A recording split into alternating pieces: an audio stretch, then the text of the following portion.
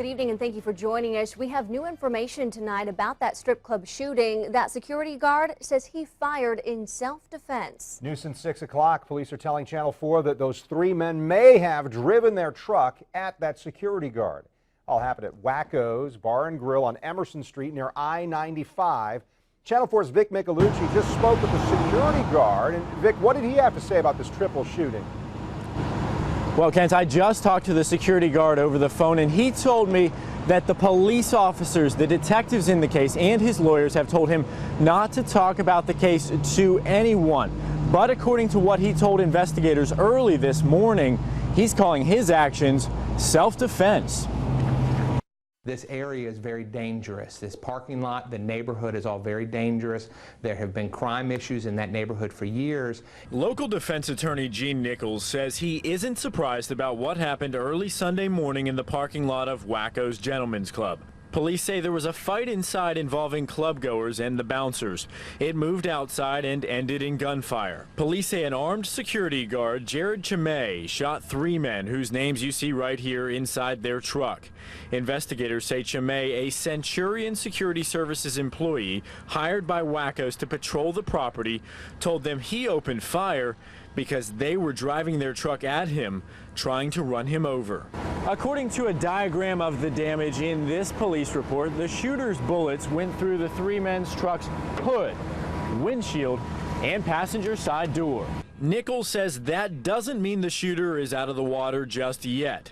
He or his lawyers will have to prove he pulled his gun to save his own life. For a self-defense claim, if you're going to use deadly force like he did, there's going to have to be some proof that somebody was trying to use deadly force against him before he took those actions. The lawyer says the state attorney's office and Jacksonville Sheriff's Office will do a thorough investigation to see who should be held responsible for the shooting. And if Nichols were to give the owners of Wacko's advice, having an off-duty sheriff's officer is the first and best step that anybody can take. The appearance alone, the uniform, the blue lights on the car, the emblem on the side. Now, we just got off the phone with nurses at Shands Medical Center. That's the hospital where all three of these men who were shot were taken. Two of them are no longer in the system, which most likely means they were discharged, released from the hospital. But one of them, that 21-year-old man, remains in critical condition. Now, that security guard accused of the shooting, so far, according to jail records, has not been charged with any crimes. But the Jacksonville Sheriff's Office says this is still an open and active investigation. Coming up all new at 11 o'clock, we'll speak with our crime and safety analyst, Ken Jefferson, and get his insight on this situation. We're live tonight. I'm Vic Micolucci, Channel 4, the local station. Vic, so we're saying the man who pulled the trigger shot three people, hasn't been charged yet. But as investigators work through this, what kind of evidence do they have to work with? For instance, is there surveillance video from this parking lot?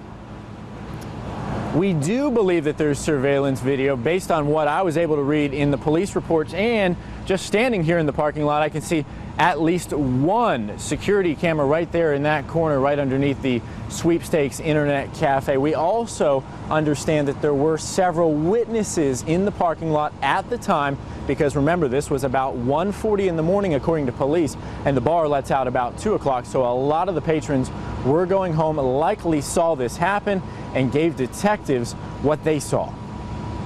Vic Micolucci reporting live from Spring Park near Emerson and I-95. Thank you, Vic.